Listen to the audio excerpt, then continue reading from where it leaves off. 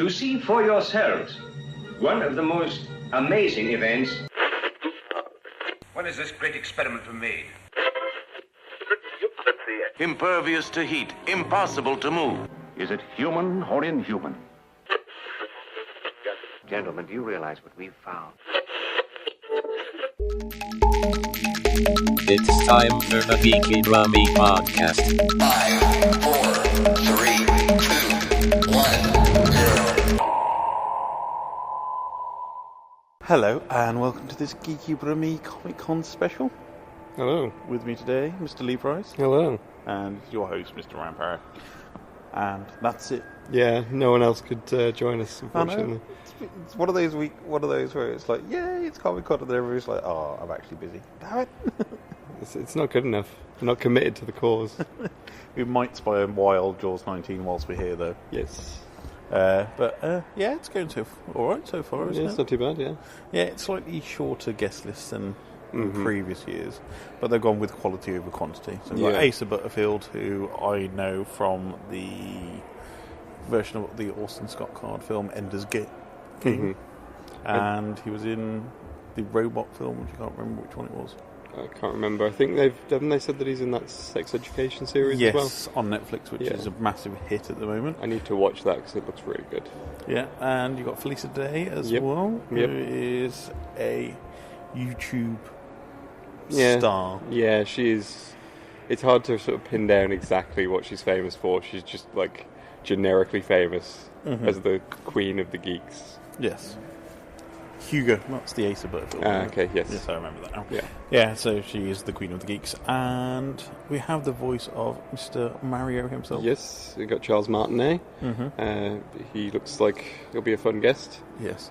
I think he's got the longest queue of anybody here by quite some margin. It's another one of those things where they've kind of underestimated just how famous this guy is. It's kind of like when I met Nolan North and Troy Baker, the same thing happened there. Yeah.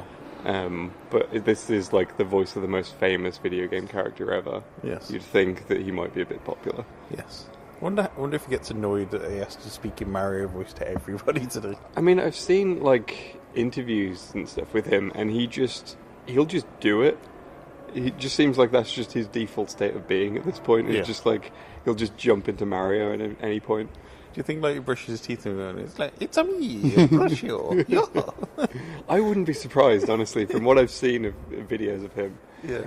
He'll just like I've seen like interviewers just having a casual conversation, and he'll just launch into it for no reason. Mamma mia, it's my coffee time. I mean, like his entire career is just... It's Mario, Mario, Mario, a dragon in Skyrim, Mario, Mario, Mario, Mario, Clank's dad in Ratchet and Clank, Mario, Mario, Mario, Mario. I mean, what a career to have there. I think that's like the most steady paying voice actor work that you can possibly get. And he's been doing it longer than I thought as well. I first thought they started doing it with Super Mario 64. Turns out he'd been doing stuff before then. Oh, what was his first? Apparently Nintendo in like 1990 had like some tech demo where they had like Mario's face would animate, and he was the voice of it then, and that's what they hired him for originally. And he was in like some of the educational PC games in the early 90s as well. And so that's the thing nobody seems to remember is prior to SNES, there wasn't really voice working games. Yes, as much. Yeah, because like the N64, PS1 era was kind of when voice acting came in. Yeah, largely because like the sound chips and stuff on older consoles couldn't really handle voice acting. Sometimes you'd get like Earthworm Jim, where you get this really heavily compressed groovy at the end of a level, but that would take up like a fifth of the cartridge on its own. Because I think it's something daft like, I think it was the first Sonic game where it's got that spoken Sega bit at the end. It's like that's about half the cartridge. Yeah. Like, Sega. Yeah, just that clip takes up way too much space. Yeah. It's weird things that, thinking back nowadays, it's like it's just this is automatic expected now. I mean, you've got games with like, I think it was like Star Wars: The Old Republic had something like 20,000 hours worth of audio recorded. Yeah, and you see some of the stuff they've got now as well. Things like Skyrim, I can only imagine how much is recorded for something like that. Yeah. Even comparing it to Skyrim to like Oblivion, it's you, the Yeah. hero of Kabach. Yeah. Where it was like Oblivion, you can notice it's the same 8 voice actors doing pretty much every single voice. I mean, to be fair, like, I pay attention to voice actors way too much, so every time I hear a voice actor's voice, I'm like, ah, yes, it's that person. So I'm ridiculously good at recognising those voices, so it's just ruined it for me, unfortunately. But as you mentioned, Nolan North, Troy Baker, Yes. people are actually becoming famous as voice actors now. It's Yep. good to see that you're actually getting some people who are really recognised for what is not an easy job, to be honest. I mean, you only have to look at right now, one of the biggest Kickstarter projects at the moment is the Critical Role animated series. Yeah. And of course, Critical Role is a bunch of voice actors Yeah. playing Dungeons and Dragons, and it's one of the biggest Kickstarter projects in history. Yeah. So, you know, and one of those voice actors is in everything anyway. Yeah. Laura Bailey. So, shows you just how big this has gotten. One of the other things that you always get quite a lot of here is the merch stands. I mean, Yes. it seems to be more than ever before. But it's nice to see that such a range of merchandise here. It's not just like your generic anime and stuff like that. We've got some big names here. You've got stuff like Insert Coin to like getting some proper recognition. Yeah, we've got, as always, you've got Genki Gear as well. Yeah. They're at everything. I don't think I've ever been to a convention where they're not there. It's nice to see some like the bigger names are actually recognising that conventions are worth looking at and paying some kind of attention to. Yeah. Alright, even though it's the two of us, it is still time for traditional weird news. So I have 3 news articles for you. Should we do all 3? Yeah, we'll see. Might as well do all 3, yeah. Yes. So first one is Fallout Boy sued for overuse of llama puppets. Right. Second one is from Mixmag.net. Alligators given ketamine and headphones to study dinosaur hearing. And the third one is from Sky News, actually. NASA issues space herpes warning as virus reactivates. Right. I'm on board with all of those at the moment. Definitely the ketamine. Shall we start off with the Yeah. alligators and ketamine? So this is from Mixmag, which is not the usual place that you'd find your ketamine-based news. I don't know, Mixmag. You know, club culture. It's not that far off. Yeah.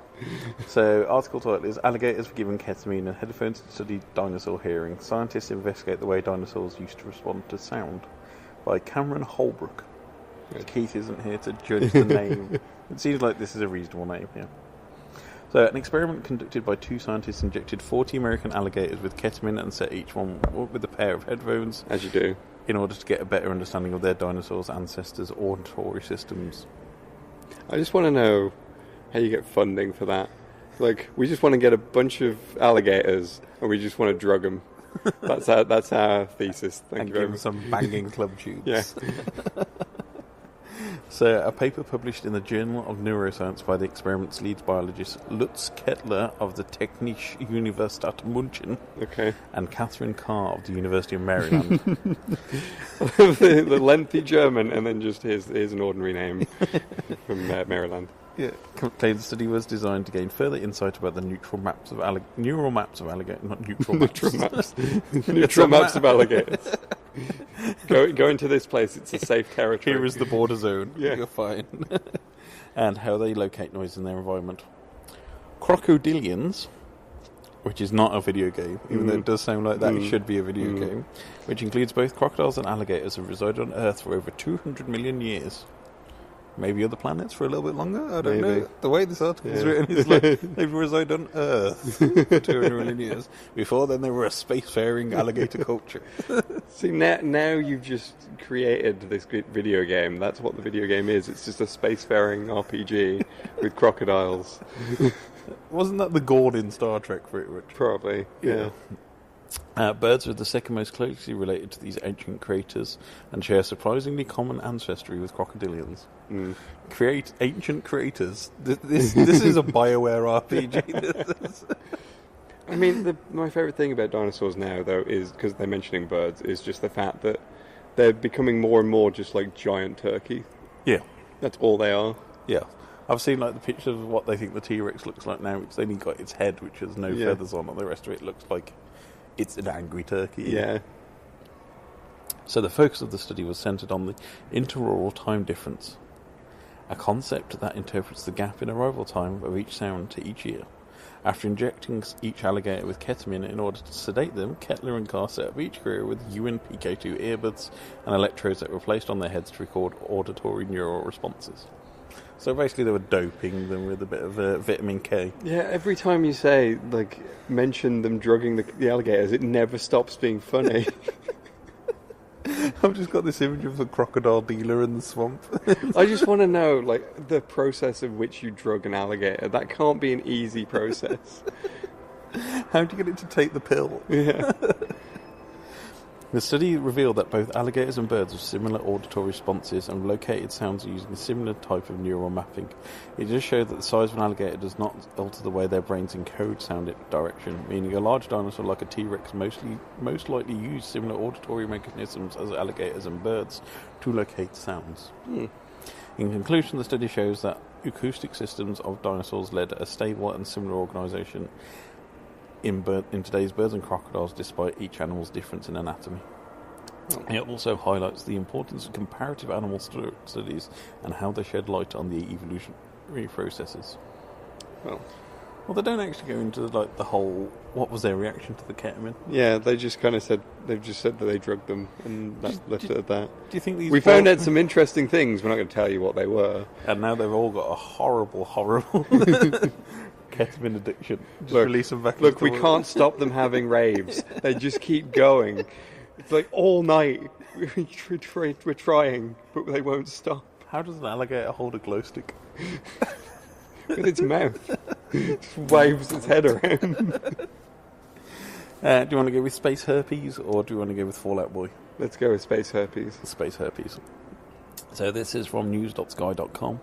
NASA issues space herpes warning as virus reactivates in astronauts.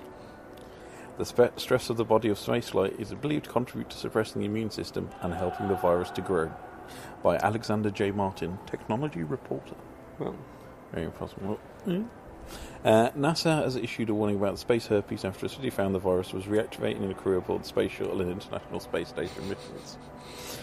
According to the agency, while only a small proportion of the astronauts developed symptoms as a result of the dormant virus awakening, it could spell disaster for longer spaceflight missions, for instance to Mars. So we're going to have a ship full of space herpes. Yeah, we're going to colonise Mars. The only problem is everyone's going to have herpes on there. Space herpes. How do you get a prescription for space herpes? No, this is not normal herpes. This is space herpes. NASA astronauts endure weeks or even months exposed to microgravity and cosmic radiation. Not to mention the extreme G-forces of takeoff and re-entry, says Dr. Satish Mehta. The physical challenge is compounded by more familiar stressors like social separation, confinement, and an altered sleep and wake cycle, added Dr. Mehta, senior author of the paper and academic at Johnson Space Center. Which is always my favourite named space centre. Yes. Especially considering the context of what we're talking about. Yes. Not Kennedy Spencer. No, Johnson. The research is published in the journal Frontiers in Microbiology and concerns the reactivation of the virus rather than a new virus which is developed in space. Right, so that's just a clickbait headline then. It's just normal herpes, but in space. Yes. Herpes in space. I just have questions about how many astronauts are going up there with herpes. For it to be spread around there. Yeah. NASA's thorough medical systems measure the physiological impact of spaceflight by analysing astronauts' saliva, blood and urine through spaceflight. During spaceflight, there is a rise in secretion of stress hormones like cortisol and adrenaline, which are known to suppress the immune system, the study found. In keeping with this, we find that astronauts' immune cells, particularly those that normally suppress and eliminate virus, become less effective during spaceflight and sometimes for up to 60 days afterwards. Mm-hmm. Due to the suppression of the immune system, the astronauts' bodies are less able to keep dormant viruses down, allowing them to reactivate. But again, they're going up there with herpes. Yes. To date, 47 out of 89, or 53% of astronauts on short space shuttle flights, and 14 out of 23, 61% on longer ISS missions, shed herpes virus in their saliva or urine samples. Okay. What are they doing up there? Like shed herpes. Like herpes flakes going on. I mean, I can kind of see how that'd be a problem, just, you know, bodily fluids just floating around the spaceship. Yeah. I can imagine that would be a problem. Imagine if you had a really bad case that runs in space. Oh god. That would not be nice for anyone. I mean, I do know, I've heard of how those toilets work in spaceships, Yes. so they're basically just vacuums.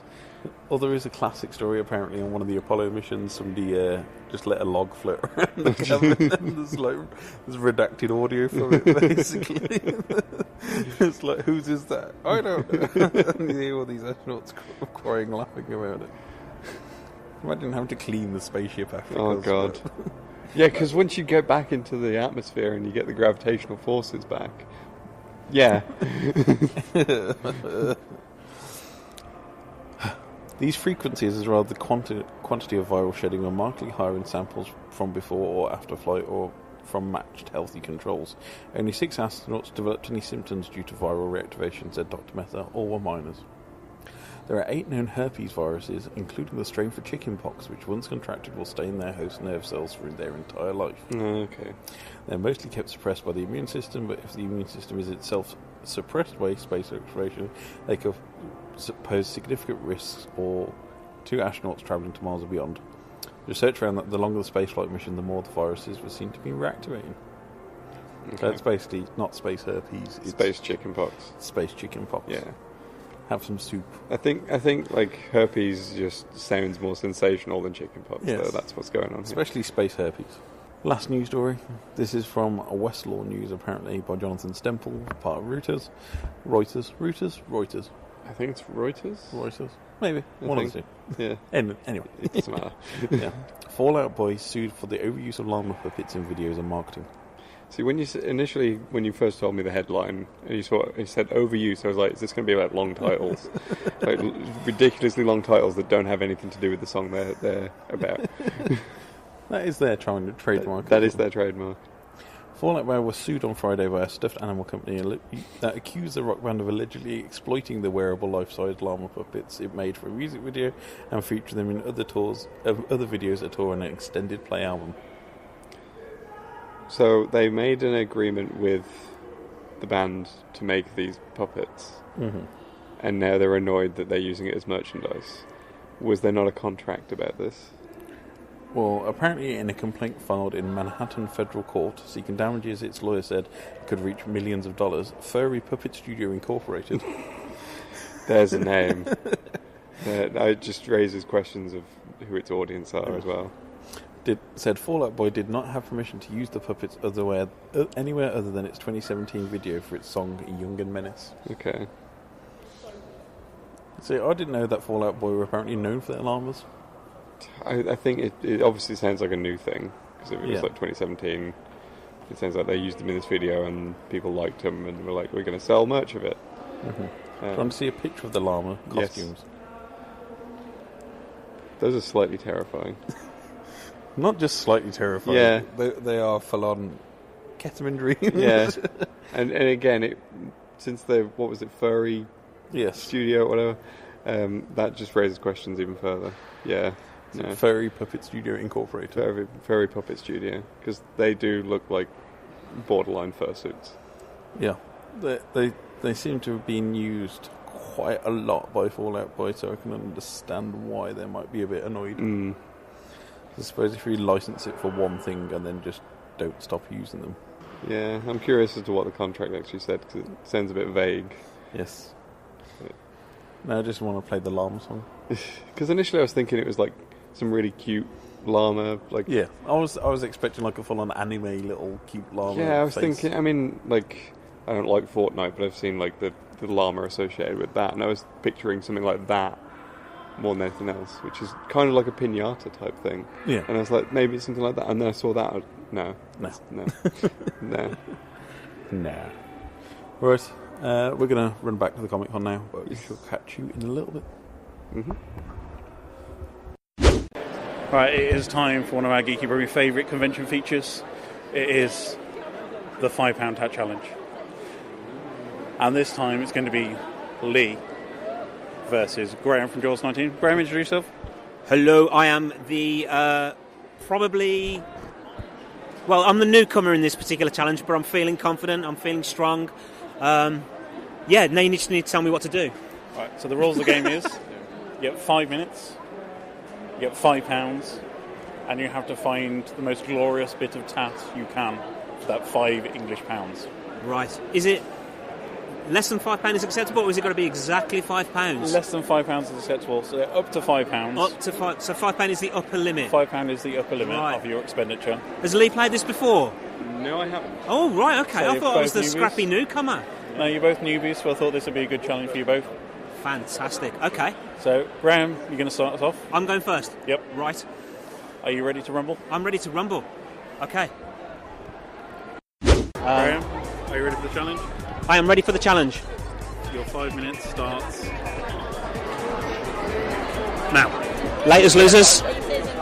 Right, okay, so I've got £5 and I have got to find tat, which is difficult because a lot of the merchandise at Comic Con is really nice and it's really good.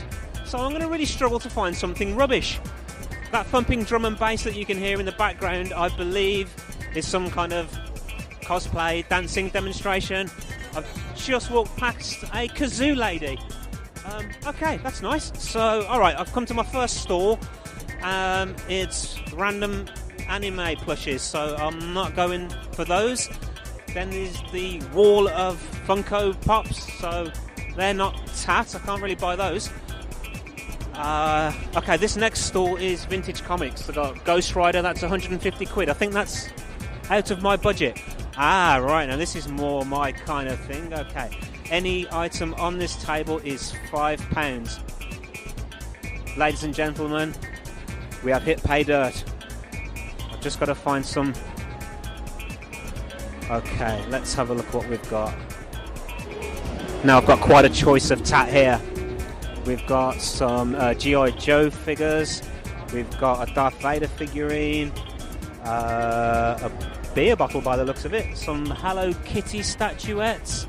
A Family Guy talking bottle opener. I am spoiled for choice with tat here. I am going to buy. Yes, I'm going to buy this. It's I'll describe it when I get back to Ryan so I don't spoil it. Okay, so I'm going to make the purchase now. Excuse me. Can I have one of these cups? That's fine. Can I have that one, please? Thank you.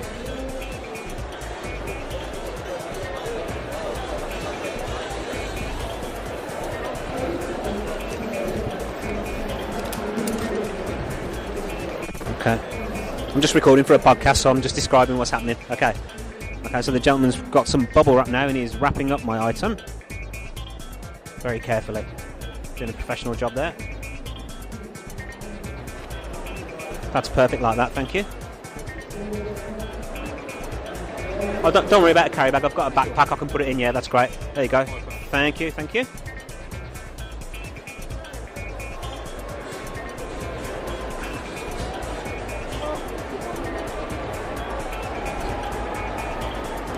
That's great. Thanks very much. Cheers. Bye-bye. There you go, peeps. I did it. I thought it would take me a while to find tat, but I actually found a stall that is pretty much just tat. I feel quite guilty about that, actually, because I'm sure the stall holders think their items are lovely and desirable. But, no. The thing I've bought is truly, truly tatty. So now I've just got to go back and find Ryan and Leigh and lay down that gauntlet because I don't think this can be beaten.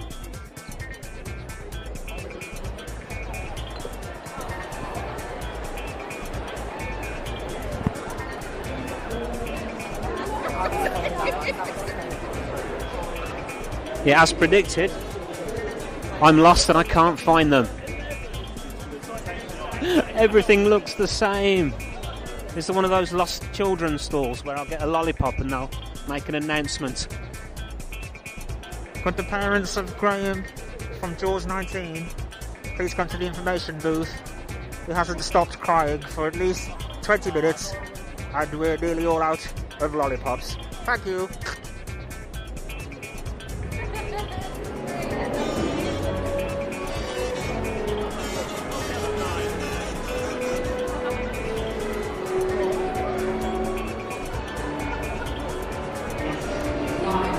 Okay, I still can't find them. This is terrible. Where are Ryan and Leigh? Here we go. Okay. Hello, everybody. Hi. How's it going? Oh, wow, look at this. Mamma mia. First, let me say, hello, it's me, Mario. Woohoo! Mamma mia, you number one. Ha ha. Look at all this. Hello, hello, hello, hello, hello. Luigi number one. Ho ho. Wario number one. Yahoo. Well, Luigi, everybody cheat with me. And baby Luigi. And baby Mario. Let's go. Yippee. So, hi. Hi. Can you tell us how you got the inspiration to hone those voices? Do you know, well, first I crashed an audition in the first place, and I was sitting on the beach, and a friend of mine called and said, hey, you got to come and crash an audition. It's for a job in Las Vegas. I said, there's no way I could ever crash an audition. I'm a professional actor. Where do I go? And I have no idea why, but I went to this audition, and they said, I was walking in as the producer was walking out, and I recognized the Sony camera bag with the guy behind him. And I said, hi, can I read for this? And he goes, ugh. Okay, all right, come on in. You're an Italian plumber from Brooklyn. We'll set the camera up. You're a character in a video game named Mario for this company called Nintendo. And you're going to do a real-time animation thing. So we're going to start the camera. You make up a voice, make up a video game. Do anything you want. But we're not going to pay you to sit around all day if this technology doesn't work. So just make it up and keep talking until you run out of things to say. And I thought, well, okay, I'd never heard of Mario, never heard of Nintendo, but Italian plumber from Brooklyn. Hey, get out of my face, I'm working here. And I thought, well, that doesn't sound like fun all day, and what if they're children? And I thought, well, I'll have more fun with it. I'll just, nice Italian guy. I played Gremio in Taming of the Shrew some years before in the theater, and I thought, I'll do that, but I'll make him younger and make it happy. And I know nothing about video games except waka, waka, waka, waka, waka, and pong, pong, which I was terrible at all those games when I tried Tank and those things.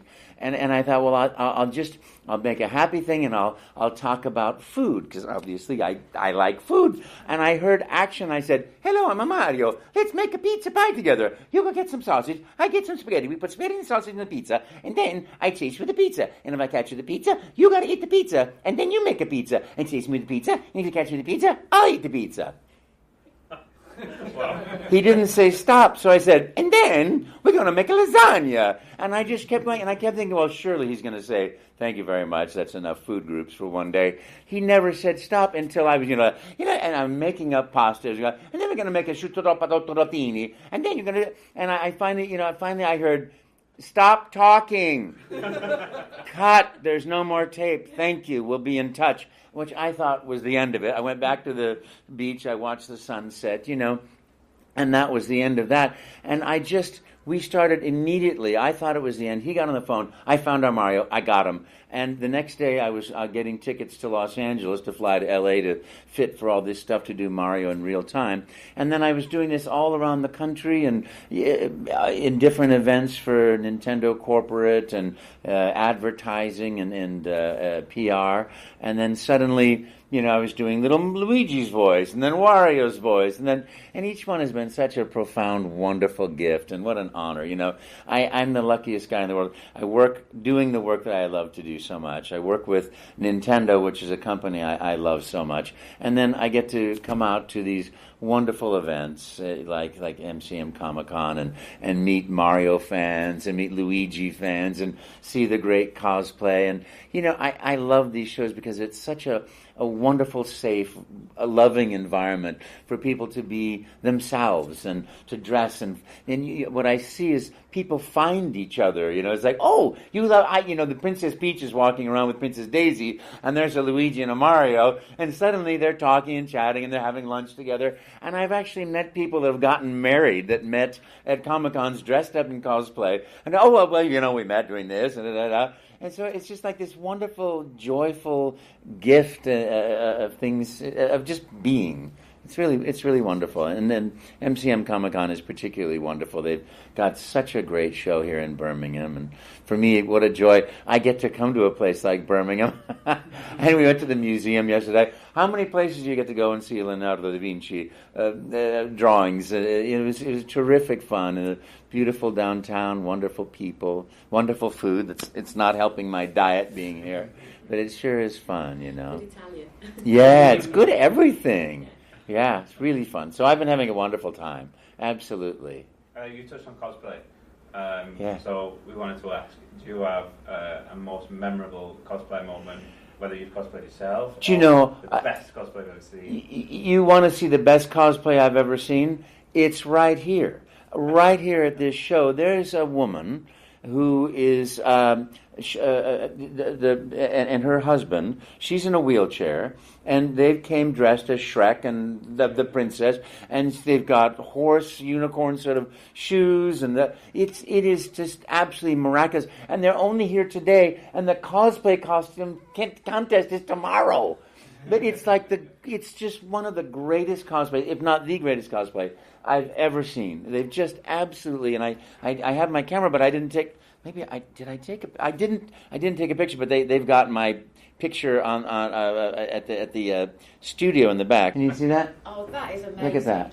Check that out. That is amazing. It's just. I mean, you know, she's got this disability, and they just created the most magnificent, wonderful thing. And the little donkeys there, and this little gingerbread person. I mean, it's really. They just did the most amazing thing, but they've got to go home.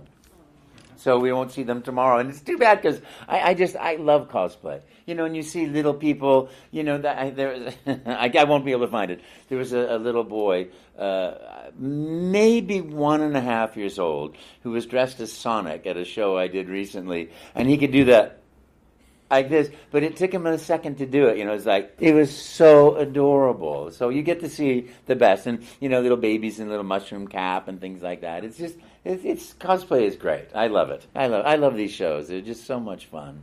So much fun. Have you ever had to really work hard to kind of prove who you are by doing the voice? Has somebody ever not believed you? No, you know, as soon as I open my mouth, people know, and it's a funny thing. It's my little trademark in life, and I'm the luckiest guy in the world because I love these characters. I love Mario. I want to be more like Mario, full of joy and happiness and fun, and you know, facing challenges with a "let's go" instead of like "oh no." I tend to be more like why me, you know. But I just want to be more like that beautiful, heroic, loyal character. I'm more of a Luigi. I was the second born, you know, so you're a little bit more trepidatious as a second son, but you have to run faster and jump higher than your brother for survival, which I did as well. As we've had a Detective Pikachu movie coming out soon, and Sonic's having his new movie, would you like to see a new Super Mario Brothers movie, maybe animated? Well, you know, they've actually announced that, but I don't know anything at all about it. The luckiest thing in the world being a voiceover actor, you really know nothing until you walk into the job, and it's like, we want to come to our sandbox and play, we have some new toys, and you're like, yippee! You know, and then you get to do this silly stuff that you do, and that's what my life is traveling around doing work that I love to do, meeting wonderful people. It's really great, and it's, you know, I will say, if I had a message for everybody alive, you know, which would be a gift if I could do that, it would be to find what you love to do in life, to follow your heart, to live your dreams, to discover your passions, find out what makes you happy, because when you're doing that, you're becoming happy, and other people can't help but be a little touched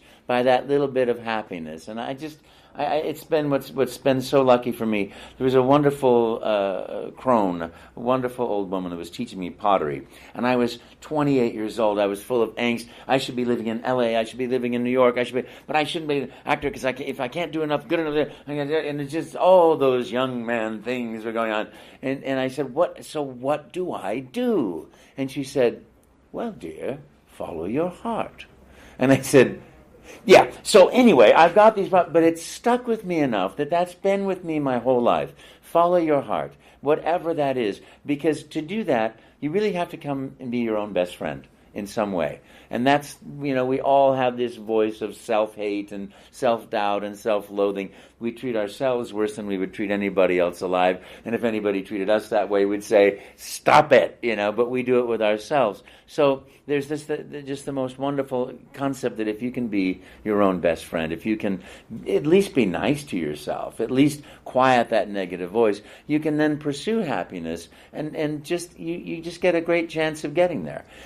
And that said, I'm just the luckiest guy in the world because I've just stumbled through my life and oh, bump, oh, look at this, I'm playing a character. Yay! So it's just been one wonderful thing after another for me. But I wish it for everybody else, too. Do you play much Nintendo?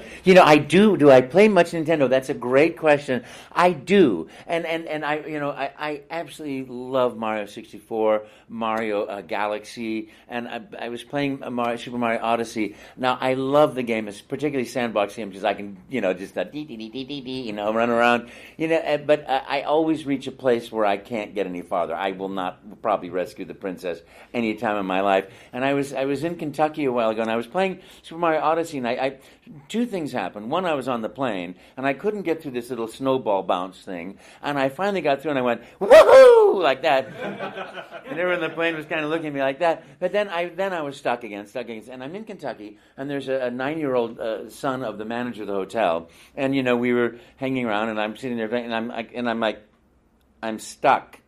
Fix it. Because I just couldn't get past. He goes, oh, sure. You see, what you want to do is this. And pretty soon, within an hour, he was 19 levels beyond what I will ever go. I went, oh, yeah, I remember recording that part. Oh, yeah, I remember that, It's so wonderful. Young people are just so incredible. Yeah, and they're doing such a great job. So, yeah, in everything. Is that it? Yeah, well, just let me say, thank you very much for playing my games. You number one. Woohoo! Thank you. Thank you, guys. Have a wonderful time at the show. And Graham, you purchased your item? Don't show me. I have purchased my item. It's wrapped, concealed, and no one can see it. No one should see it, I hasten to add. Alright, so Leigh, it's time for your challenge. You got the...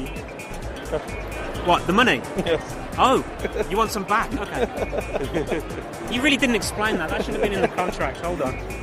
Right, there you go. Thank you. Leigh? Okay. It is time for your challenge. Okay. Let's get the time ready. Okay. You feel confident? Ish, yes. You shouldn't, mate. Not when you see what I've got. 5, 4, 3, 2, 1, go. Okay, let's see what we got. We have... Ooh, we got mystery autographs.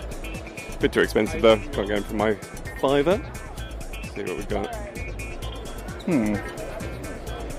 Which of these? Oh no, those are 15. Can't get those. There is a lot of stuff around. What the... Let's see what we got here. That. Nah. Do that. So there's something here that's pretty good, but we're not trying to find something pretty good, I think. So, we've got, there's comics and stuff, manga. What we got over here? We've got.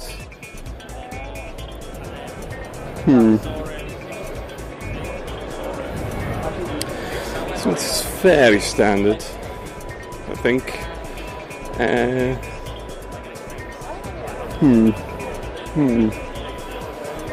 This is really difficult when there's so much stuff that you think, really, that, no.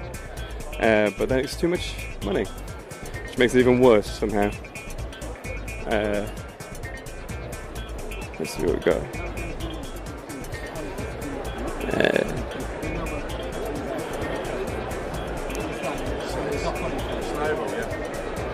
Oh,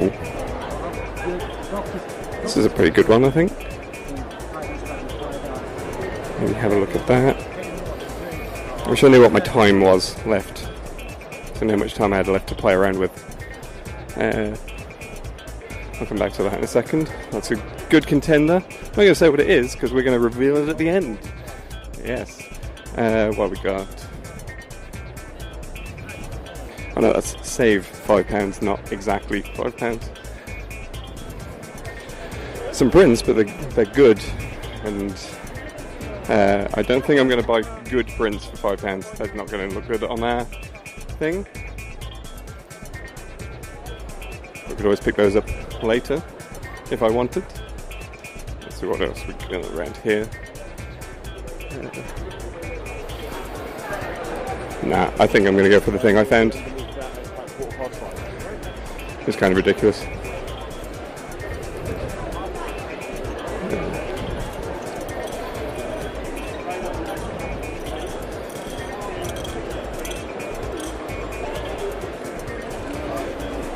Alright, I'd like to get this one. Cool. Alright. Okay, that was pretty quick. I'm going to head right back.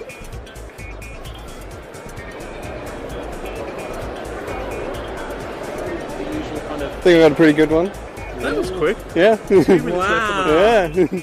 I'm a little scared now. What do we do? We just make him stand around uncomfortably for 2 minutes? No. Right. You got that for a fucking... Wow.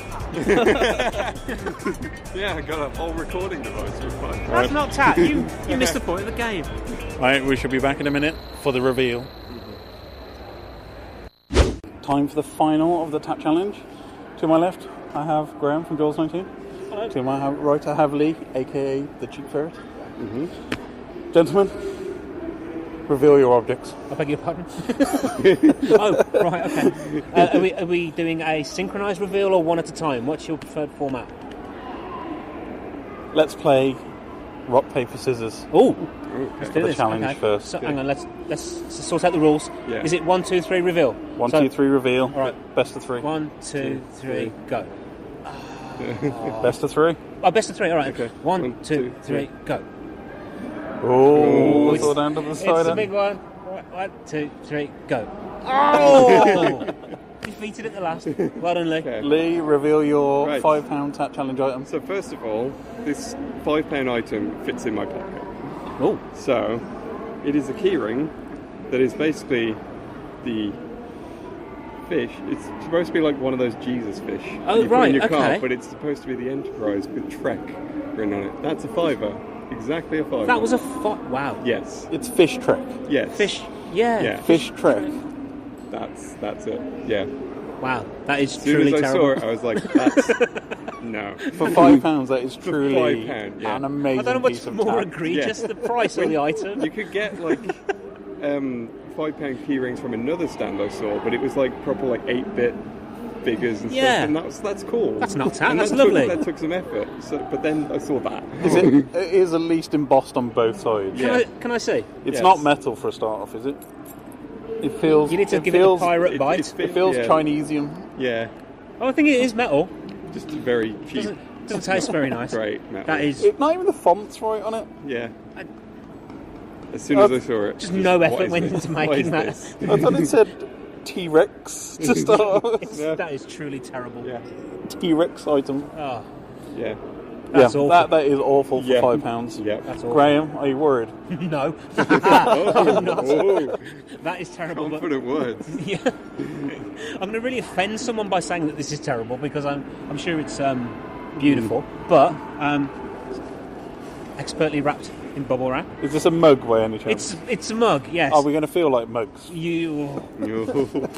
Your pun game is strong. My fun game is all right. You ready for this? So I found a store that seemed to sell exclusively tat. So I felt like I hit gold straight away. You hit tapped gold. I hit tapped gold. You found a rich vein of tat. A rich vein of tat, and I didn't have to mine it for very long before I found a diamond. So I want to see what the tap mines would look like now. Just walls of Funkos from franchises long past. So what we have is... It's a very small mug. Quite a small mug. Is that an espresso mug? No, I think this predates espressos. So yeah, it's a small mug with the Diddy Men of Nutty Ash printed on it. Have you bought that for tax purposes? Yes, it's tax exempt. So it's got the painted figures of some truly horrific little puppet type characters that Ken Dodd used to animate. And you've got the for sale sign because the taxman has repossessed the taxman's repossessed his house. The Diddy men are now homeless. It's a really terrible paint job. The mug is too small to be of any actual drinking value. I'll let you take that in. I'll let you have a look. It's like My question is, who 2 to 3. It's even got like crap on the front of it where the prints come off. It's like second print. It's just a bit of rubbish to be put Who on is there. this for? I don't know, but this was one of a set of 3, so I've broken up the set. Oh, no. But you feel like you need to go back now? I should go and get the other 2. Is the other one just Ken Dodd like with his band? It was various different noddy men. I'm assuming they all have names and deep backstories, but yeah. So that's my offering. Why does the woman on the left look like Kirk Douglas? You're assuming that's a woman? That's a kilt. That's a Scottish Diddy person. Is that a Tam O'Shanter or is that a lady's hat? No, that's definitely a Scottish Diddy person. Oh yeah. So it means they're culturally insensitive. I can see that. Have you never seen a kilt before, Ryan? The monocle on the one like really accentuates the eye, and it's just terrifying. It's beautiful, isn't it? It's truly beautiful. It is like, oh my... Why is this a thing? I saw that very early on in my quest, and I realised I need look no further. Yeah. God, they're both terrible items, aren't they? They're both awful. You just wouldn't put that on your keys, would you? No, unless you wanted to be beaten up every time you left the house. Unless you're going to like use it to plug stuff in with like an electric fork. Yeah, it has like sort of prying tool potential. That's kind of it, though, isn't it? At least that is kind of useful. You could use it to hold liquid. Well, this looks like it was made in the 70s, therefore this must be carcinogenic. Oh, yeah, that's lead paint, no question about that. We're all going to die. Once you put hot water in that, the vapours coming off there will knock you out in seconds. That is not going to be dishwasher safe. Where is it made? It's actually made in England. Wow. So we know it is tat. Yes, and we know it was the 70s because nothing's been made in England since the 70s. Thank you, Thatcher. You can see the theme. You can see the seam on the handle. It's so rubbish. You're going to make a decision, Ryan? I think it's a draw. Oh, that's fair enough. I think it is a That's fair draw. enough. Each items are both worthless. Yes. And for your prizes, yours. Thank you so much. I'll bury this at night and never think of it again. Thank you for joining us here at MCM Comic Con at the NEC in Birmingham. Leigh, where can we find you online? You can find me on YouTube at Bob the Pet Ferret and on Twitter at The Cheek Ferret. And you can find me... glorious silence. Yeah. You can find me at Ryan Parrish on Twitter, at Brummie Gone On for the feed stuff, and you can find us all at Geeky Brummie on Twitter, Instagram, Facebook, YouTube, geekybrummie.com, ko-fi.com/Geeky Brummie. That's ko-fi.com/Geeky Brummie. And you can find all our information about our amazing film screening at Geeky Brummie if you want to come and see Batman on a big screen at Millennium Point in Birmingham. Please come and see it. It will be a really good time. And you can find friend of the show, Graham Woods, at Jaws19 Show on Twitter and at Jaws19 Show on YouTube. But that's it for today. Hope you enjoyed, and we'll see you soon. Bye. Bye.